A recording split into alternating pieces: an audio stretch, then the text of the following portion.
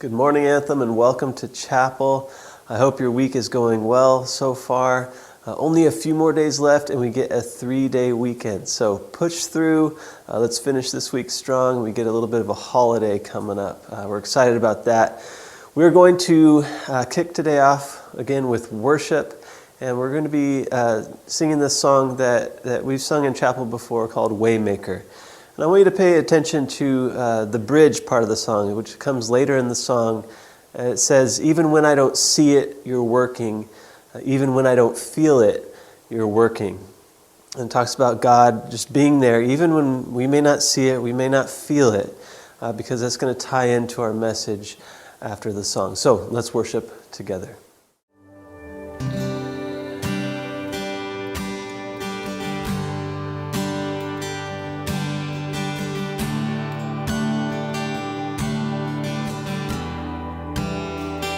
You are here, moving in our midst. I worship you, I worship you. You are here, working in this place. I worship you, I worship you. You are Waymaker, miracle worker, promise keeper, light in the darkness, my God, that is who you are. You are Waymaker, miracle worker, promise keeper, light in the darkness, my God, that is who you are. And you are here, touching every heart. I worship you, I worship you. You are here, healing every heart. I worship you, I worship you. Oh, you are here, turning lives around. I worship you, I worship you. You are here, mending every heart. I worship you, oh, I worship you. Jesus, Waymaker, miracle worker, promise keeper, light in the darkness, my God, that is who you are. You are Waymaker, miracle worker, promise keeper, light in the darkness, my God, that is who you are. That is who you are. That is who you are. That is who you are. That is who you are. That is who you are. That is who you are. That is who you are. That is who you are. Even when I don't see it, you're working. Even when I don't feel it, you're working. You never stop, you never stop working. You never stop, you never stop working. Even when I don't see it, you're working. Even when I don't feel it, you're working. You never stop, you never stop working. You never stop, you never stop working. Even when I don't see it, you're working. Even when I don't feel it, you're working. You never stop, you never stop working. You never stop, you never stop working. Even when I don't see it, you're working. Even when I don't feel it, you're working. You never stop, you never stop working. You never stop, you never stop. You are Waymaker, miracle worker, promise keeper, light in the darkness, my God, that is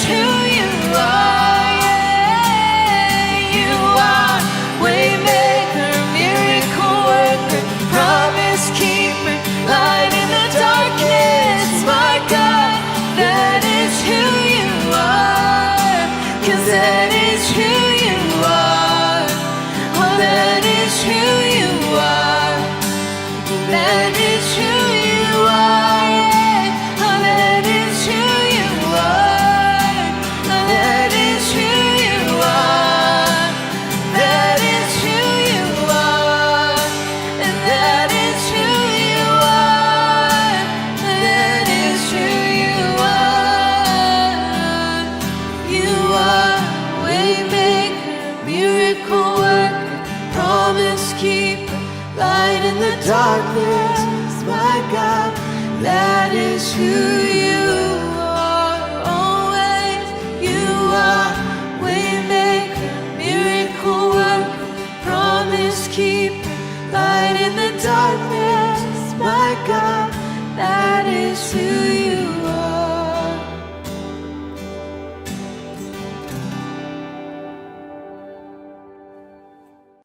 Well, today we are again looking at characters in the Bible. And as we look at what happened in the lives of these different people that we find throughout the Bible, I hope that their story can influence our story so that we can see how God moved in their lives so that we can see how God might move in our lives. So today we are talking about a very cool story.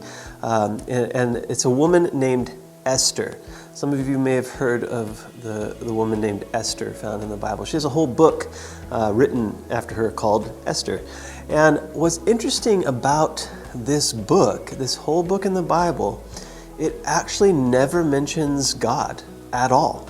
God is never mentioned. There's no prayer. There's just no mention of God found anywhere in this book, in this whole story. But the reason it's there, I think, is to show us that God is always moving. Whether we acknowledge Him or not, whether we see Him moving or not, He is always moving in our lives. And so I'm just going to tell you just a quick overview of the story of Esther. I won't go into every detail, but Esther was this beautiful woman, and she was a Jew. So she was an Israelite, and this is found in the Old Testament, so we called them Israelites in the Old Testament. So the Israelites, they had been taken from their land, and they had been exiled, and some of them had gone back to Jerusalem, but a lot of them were still living and maybe even captive in a place called Persia. And Esther was one of those Israelites who was in Persia. And the king of Persia, he was unhappy with his wife, and so he got rid of her, and he said, I need a new wife. I'm going to find the most beautiful woman to have as my wife. So they get a bunch of women together. Esther is one of these people, and she's so beautiful. The king sees it, and he makes her his wife. So Esther is now queen in this foreign land, right? She's an Israelite, but she's queen to this foreign king. And her uncle, who raised her, he overhears some guards, and they're plotting to kill the king. So her uncle tells her, and she tells the king, and they foil the plan. They don't get to carry out their plan to kill the king. And so all of a sudden, her uncle is now held in high regard by the king, right? He saved his life. So there's another guy in the story. He's kind of the villain of the story. And his name is Haman. And Haman was like number 2 in charge in this whole country. And so Haman ends up, through a series of circumstances, kind of being at odds with Mordecai, who was Esther's uncle. Mordecai was the guy who, remember, overheard the plan to kill the king, and he stopped that plan. So Haman finds out that Mordecai is also an Israelite. He's a Jew. And so Haman comes up with this plan to bring to the king to kill all the Jews, to just take them all out. All of God's people, just erase them. Well, he ends up tricking the king basically into declaring this plan to happen, and everybody's just freaked out, right? Esther is a Jew, and the king doesn't even know that she's a Jew, and Mordecai's a Jew, and all their friends and people are Jews, and they're about to be killed. And so Esther is faced with this decision. Do I tell the king that I'm a Jew? Do I tell him? If I come before the king without going through the official channels, I might be killed myself. Well, Esther decides to confront the king and to confront Haman, the villain who had made this plan. And he tells the king about her being an Israelite and about Haman's evil plan to kill all the Jews. And the king is outraged. The king is just beside himself. And so, but he can't undo this decree that he has made. He can't undo this thing that he's already set for all the Israelites to be killed. So what he does is he gets rid of Haman, the bad guy. He gets rid of him, and he goes and has Mordecai, remember Esther's uncle, declare a new decree that the Jews can defend themselves when all the army or anybody who goes against them to kill them, the Jews can defend themselves however they want. And so that happens. The day comes when it's time for all the Jews to be killed. And instead of them being killed like was planned, they were able to defend themselves, know it was coming, and they were saved. And they had this big banquet, this big celebration, and they celebrated the fact that they got to live. And so this story of Esther is such an interesting thing because, like I said, God is never mentioned throughout this story. God is never, there's no prayers to God to rescue his people. There's no big miracle that comes down and changes everything and influences the king. No, what we see here is God working through the ordinary actions of everyday people who just happen to be in these circumstances. And so how can we apply that to our life? What can we learn from this and reflect on this week in our own lives? One, God is at work even when we don't see it, even when we don't feel it. He has placed us in our families, in our classrooms, in our friend social circles for a reason. And whether we're acknowledging God or not, whether we are thinking about him 24/7 or not at all, God is working through us and working to do things in our lives. And so with that in mind, we must strive to live our lives upholding what is right and following God's commands.